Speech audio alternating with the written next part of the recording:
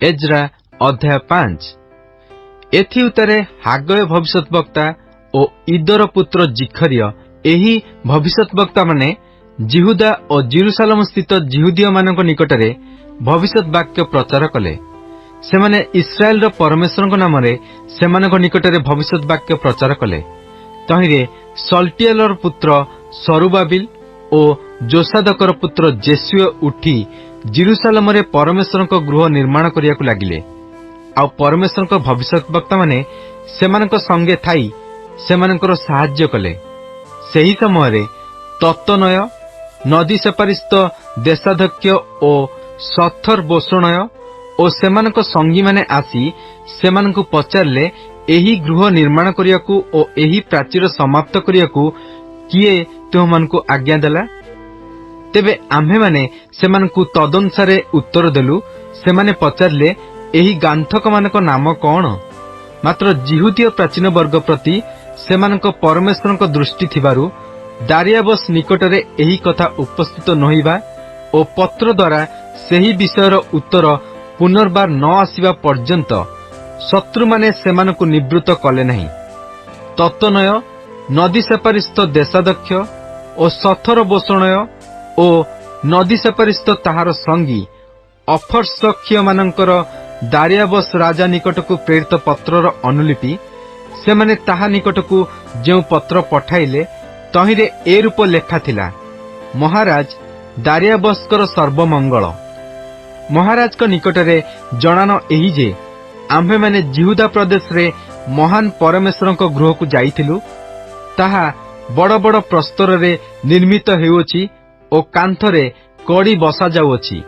आउ एही कार्य जत्न रे हेउछि और सेमानक हस्तरे सफल हेउछि। तेबे आम्भे माने सेही प्राचीन वर्गों को पचारि एहीपरि कहिलु, एही गृह निर्माण करियाकू और एही प्राचीर समाप्त करियाकू किए तुममानकु आज्ञा देला? मध्य आम्भे माने आपणक गोचरार्थे सेमानक प्रधान वर्गंकर नाम लेखि नेबाकू सेमानक नाम पचारिलु। तहु सेमाने आम्भमानकु एही उत्तर देले, आम्भे माने स्वर्ग और पृथ्वीर परमेश्वरक दास। पुणी एही जेउ गृह निर्माण करुछु यह अनेक वर्ष पूर्वे निर्मित होइथिला। इस्राएल एक महाराज ताहा निर्माण करी समाप्त करथिले। मात्र आम्भमानक पूर्वपुरुषगण स्वर्गर परमेश्वर को कोपान्वित कला उतारे से सेमानकु बाबिल राजा कल्दीय नबुकदनेस्सर हस्तरे समर्पण करन्ते से एही गृह विनाश करी लोकमानंकु बाबिल को नहीं गला। मात्र बाबिल राजा कोरस को अधिकारर प्रथम वर्षरे परमेश्वर को एही गृह निर्माण करिया पई कोरस राजा आज्ञा कले। आहुरी नबुकदनेस्सर परमेश्वर को गृहर जे सकल स्वर्णमय और रौप्यमय पात्र जेरुसालेमस्थ मंदिररू नहीं बाबिलस्थ मंदिर को आनिथिला, ताहा सबु कोरस राजा बाबिलस्थ मंदिररू बाहर करी देले। पुणी ताहा सबु शेषबसर नामक तांक निजुक्त शासनकर्ता हस्तरे समर्पित हैला। आउ से ताहाकु कहिले, एही सबु पात्र नहीं जाई जेरुसालेमस्थ मंदिर रे रख और परमेश्वर को गृह सो स्थान रे निर्मित हेउ। तहिरे सेही शेषबसर आसी जेरुसालेम रे परमेश्वर को गृहर भित्तिमूल स्थापन कला। आउ सेही समय ठारू वर्तमान पर्यंत ताहा निर्मित हेउछि, तथापि ताहा संपूर्ण होई नहीं। एहेतु जेबे महाराजांकु उत्तम देखा जाए तेबे कोरस राजा जेरुसालेम रे परमेश्वर को एही गृह निर्माण करिवार आज्ञा देइथिले कि नहीं ताहा बाबिलस्थ महाराजांक भंडार गृह रे अनुसंधान करा जाऊ। पुणी एही विषय रे महाराज आम्भमानक निकटकू आपणार अभिमत प्रेरण करंतु। एज्रा अध्याय 6। सेतेबेले दारियाबस राजा आज्ञा करन्ते बाबिलस्थ जेउ पुस्तकालय रे धन संचित हैला ताहा अनुसंधान करागला। पुणी माद्य प्रदेशस्थ अस्मथा नामक राजगृह रे एक पुस्तक प्राप्त हैला।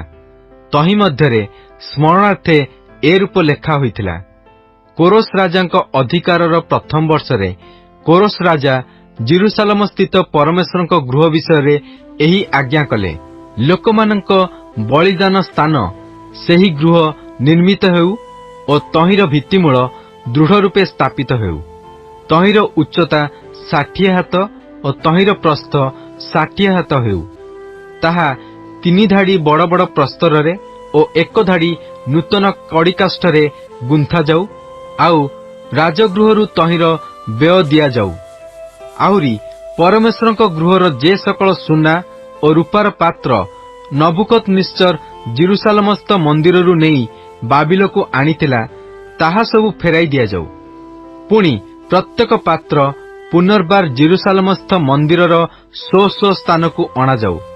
ଆଉ ତୁମ୍ଭେ ପରମେଶ୍ୱରଙ୍କ ଗୃହରେ ତାହା ସବୁ ରଖ।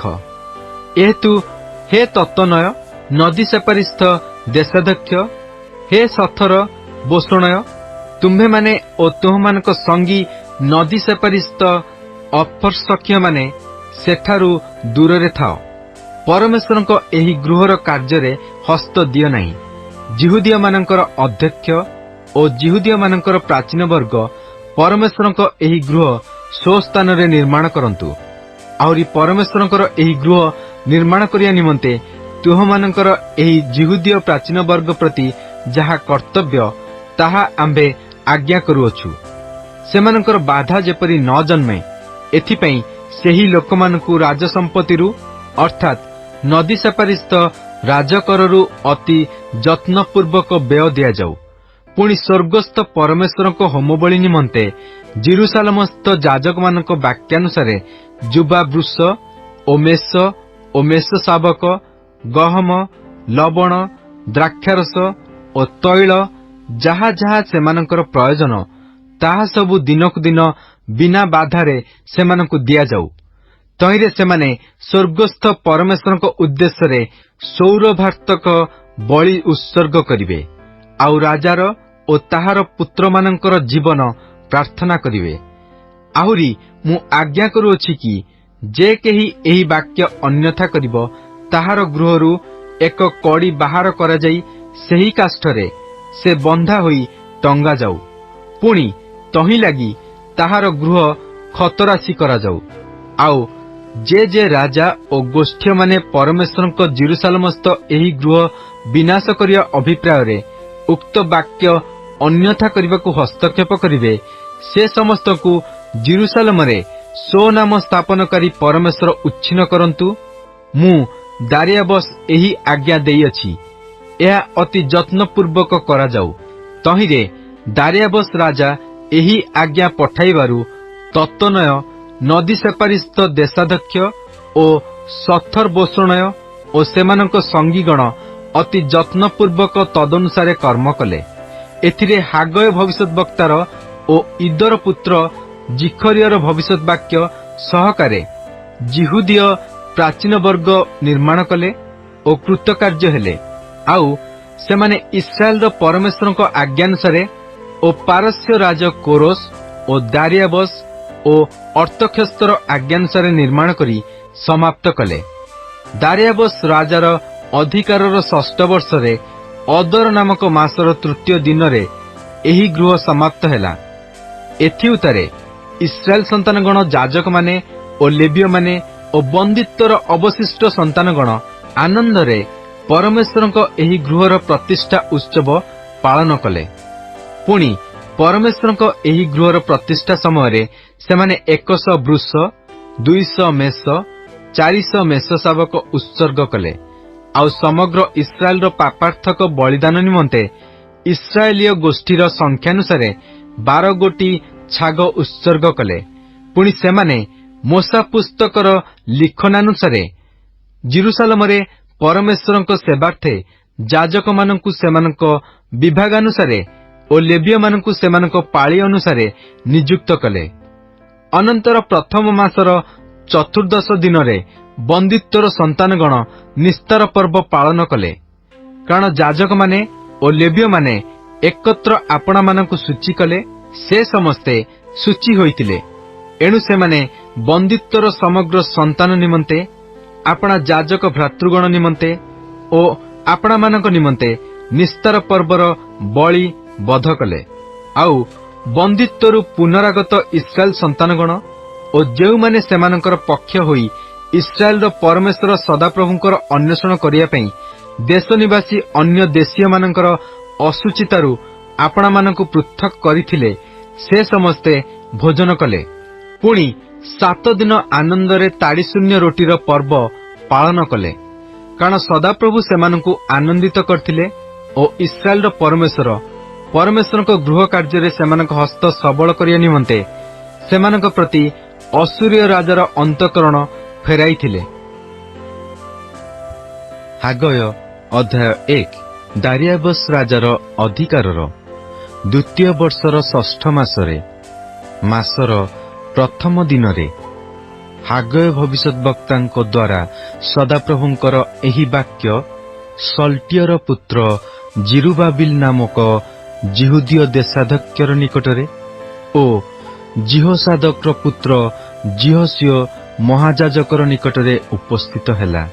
ସୈନ୍ୟାଧିପତି ସଦାପ୍ରଭୁ ଏହି କଥା କହନ୍ତି, ଏହି ଲୋକମାନେ କହୁଅଛନ୍ତି, ଆମ୍ଭମାନଙ୍କର ଆସିବାର ସମୟ, ସଦାପ୍ରଭୁଙ୍କ ଗୃହ ନିର୍ମିତ ହେବାର ସମୟ ଉପସ୍ଥିତ ହୋଇନାହିଁ। ସେତେବେଳେ ହାଗୟ ଭବିଷ୍ୟତବକ୍ତାଙ୍କ ଦ୍ୱାରା ସଦାପ୍ରଭୁଙ୍କର ଏହି ବାକ୍ୟ ଉପସ୍ଥିତ ହେଲା, ଏହି ଗୃହ ଉଚ୍ଚନ ଅବସ୍ଥାରେ ଥାଉ ଥାଉ ତୁମ୍ଭମାନଙ୍କର ନିଜର ଫଳକମଣ୍ଡିତ ଗୃହରେ ବାସ କରିବାର କି ସମୟ ଏହି? ଏହେତୁ ସୈନ୍ୟାଧିପତି ସଦାପ୍ରଭୁ ଏହି କଥା କହନ୍ତି, ତୁମେମାନେ ଆପଣା ଆପଣା ପଥ ବିବେଚନା କର। ତୁମେମାନେ ବହୁତ ବୁଣିଅଛ, ମାତ୍ର ଅଳ୍ପ ସଞ୍ଚୟ କରୁଅଛ। ତୁମେମାନେ ଭୋଜନ କରୁଅଛ, ମାତ୍ର ସନ୍ତୁଷ୍ଟ ହେଉନାହଁ। ତୁମେମାନେ ପାନ କରୁଅଛ, ମାତ୍ର ତହିଁରେ ତୃପ୍ତ ହେଉନାହଁ। ତୁମେମାନେ ବସ୍ତ୍ର ପିନ୍ଧୁଅଛ, ମାତ୍ର କେହି ଉଷ୍ମ ହେଉନାହଁ। ପୁଣି ଯେ ବେତନ ଅର୍ଜନ କରେ, ସେ କଣା ଥଳିରେ ତାହା ରଖିବା ପାଇଁ ଅର୍ଜନ କରେ। ସୈନ୍ୟାଧିପତି ସଦାପ୍ରଭୁ ଏହି କଥା କହନ୍ତି, ତୁମେମାନେ ଆପଣା ଆପଣା ପଥ ବିବେଚନା କର। ତୁମେମାନେ ପର୍ବତକୁ ଯାଇ କାଷ୍ଠ ଆଣ ଓ ଏହି ଗୃହ ନିର୍ମାଣ କର। ତହିଁରେ ଆମ୍ଭେ ତହିଁ ପ୍ରତି ପ୍ରସନ୍ନ ହେବା ଓ ଆମ୍ଭେ ଗୌରବାନ୍ୱିତ ହେବା। ଏହା ସଦାପ୍ରଭୁ କହନ୍ତି। ତୁମେମାନେ ବହୁତ ନିମନ୍ତେ ଅପେକ୍ଷା କଲ, ଆଉ ଦେଖ ତାହା ଅଳ୍ପ ହେଲା। ପୁଣି ତାହା ଗୃହକୁ ଆଣିଲା ବେଳେ ଆମ୍ଭେ ତହିଁ ଉପରେ ଫୁଙ୍କି ଉଡ଼ାଇଦେଲୁ। ସୈନ୍ୟାଧିପତି ସଦାପ୍ରଭୁ କହନ୍ତି, ଏହାର କାରଣ କଣ? କାରଣ ଏହି ଆମ୍ଭର ଗୃହ ଉଚ୍ଚନ ହୋଇ ପଡ଼ିଅଛି, ମାତ୍ର ତୁମେମାନେ ପ୍ରତ୍ୟେକ ଜଣ ଆପଣା ଆପଣା ଗୃହ ବିଷୟରେ ଦୌଡ଼ୁଅଛ। ଏଥିପାଇଁ ତୁମମାନଙ୍କ ସକାଶୁ ଆକାଶ ଶିଶିର ରହିତ ହୋଇଅଛି ଓ ପୃଥିବୀ ଆପଣା ଫଳ ରହିତ ହୋଇଅଛି। ପୁଣି ଆମ୍ଭେ ଦେଶର ଓ ପର୍ବତଗଣର ଉପରେ, ଆଉ ଶସ୍ୟ, ଦ୍ରାକ୍ଷାରସ ଓ ତୈଳ ଉପରେ, ଆଉ ଭୂମିର ଉତ୍ପନ୍ନ ବସ୍ତୁ ଉପରେ, ମନୁଷ୍ୟ ଓ ପଶୁର ଉପରେ, ପୁଣି ହସ୍ତକୃତ ସମସ୍ତ କାର୍ଯ୍ୟ ଉପରେ ଅନାବୃଷ୍ଟି କି ଆହ୍ୱାନ କଲୁ। ସେତେବେଳେ ସଲ୍ଟିଏଲଙ୍କ ପୁତ୍ର ଜିରୁବାବିଲ୍ ଓ ଜିହୋସାଦକଙ୍କ ପୁତ୍ର ଜିହୋସିଓ ମହାଯାଜକ ଓ ଲୋକମାନଙ୍କର ଅବଶିଷ୍ଟାଂଶ ସମସ୍ତେ ସଦାପ୍ରଭୁ ସେମାନଙ୍କ ପରମେଶ୍ୱରଙ୍କ ରବରେ ଓ ସଦାପ୍ରଭୁ ସେମାନଙ୍କ ପରମେଶ୍ୱର ହାଗୟ ଭବିଷ୍ୟତବକ୍ତାଙ୍କ ନିକଟକୁ ଯେଉଁ ସବୁ ବାକ୍ୟ ପ୍ରେରଣ କରିଥିଲେ, ସେ ସବୁରେ ମନୋଯୋଗ କଲେ। ଆଉ ଲୋକମାନେ ସଦାପ୍ରଭୁଙ୍କ ଛାମୁରେ ଭୀତ ହେଲେ। ତହିଁରେ ସଦାପ୍ରଭୁଙ୍କର ଦୂତ ହାଗୟ ଲୋକମାନଙ୍କୁ ସଦାପ୍ରଭୁଙ୍କର ସମ୍ବାଦ ଜଣାଇ କହିଲେ, ସଦାପ୍ରଭୁ କହନ୍ତି, ଆମ୍ଭେ ତୁମମାନଙ୍କର ସଙ୍ଗେ ସଙ୍ଗେ ଅଛୁ।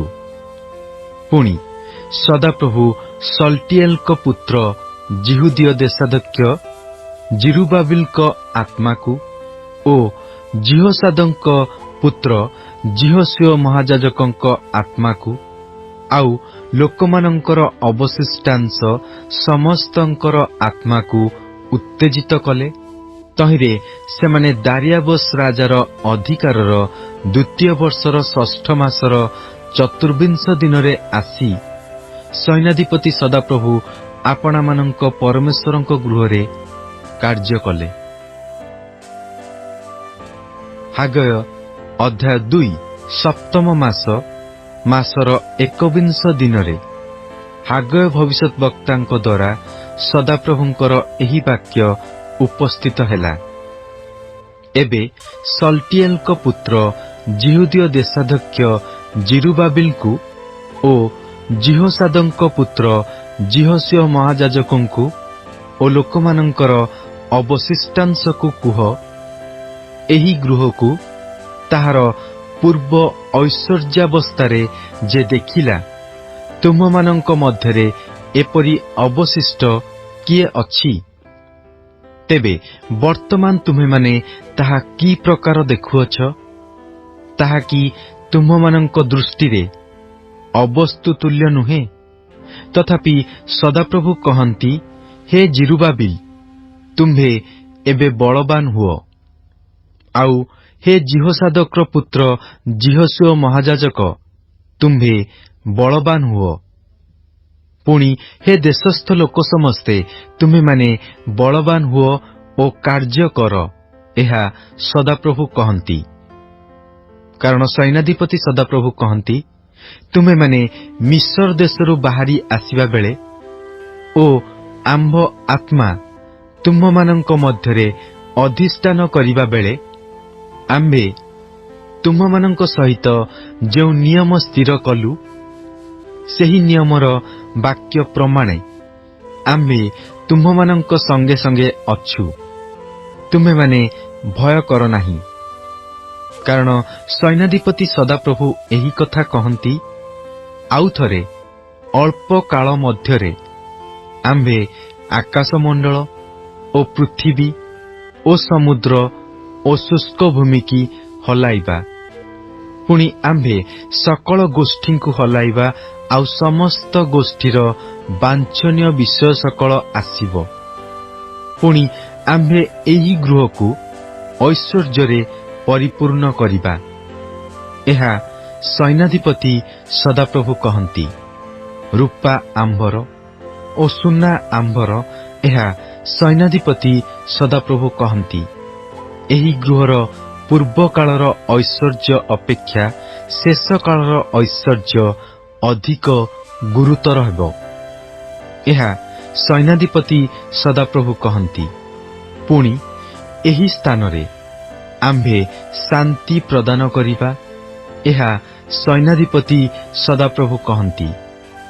ଦାରିଆବସ୍ର ଅଧିକାରର 2ୟ ବର୍ଷର 9ମ ମାସର 24 ଦିନରେ ହାଗୟ ଭବିଷ୍ୟତ ବକ୍ତାଙ୍କ ଦ୍ୱାରା ସଦାପ୍ରଭୁଙ୍କର ଏହି ବାକ୍ୟ ଉପସ୍ଥିତ ହେଲା।